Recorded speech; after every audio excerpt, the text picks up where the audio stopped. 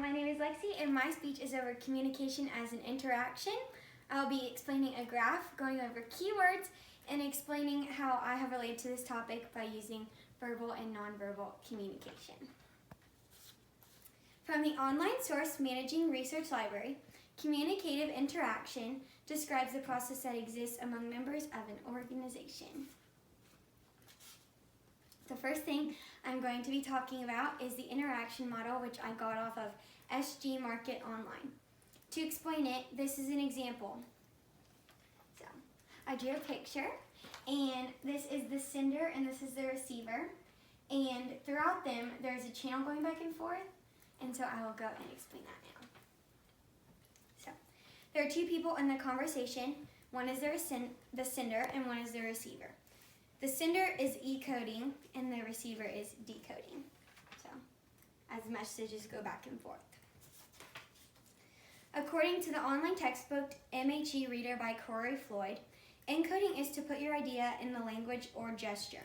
So this could be relevant if you're at a restaurant and it's super loud noise and you want to gesture or symbolize that you want to leave. So you would make a small gesture or a mark to let the other person know that's receiving the message. Decoding is to interpret or to give meaning to the message. Throughout this conversation, there's a message being sent back and forth. When the message is sent by the receiver is giving feedback. So to explain it better, the sender and the receiver are having a conversation. Encoding is with the sender, and then they are giving the message. So then the receiver gets the message and gives feedback based on what they've heard, and then that creates noise throughout the channel. Throughout the communication process, there are two types that I have really focused on, and that is nonverbal and verbal communication. Nonverbal is the use of words, or no words, or speech. So this could be gestures or facial expressions. And verbal is the use of speech through communication. So talking, laughing.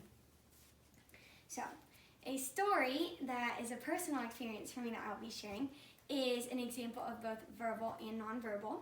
And verbal was about 2 weeks ago. My mom had surgery to remove her breast cancer. And an example of verbal communication was when the doctor would call me and let me know the different stages and everything that my mom was going through and how long it would take in finishing up.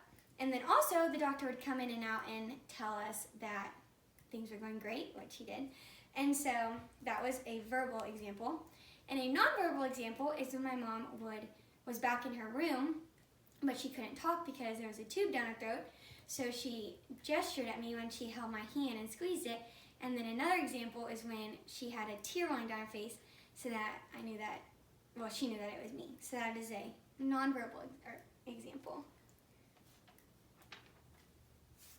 Okay, to sum up this speech, I've talked about a graph, communication as an interaction, and a personal story including verbal and nonverbal communication, which is very important in today's society. Thank you. Yay!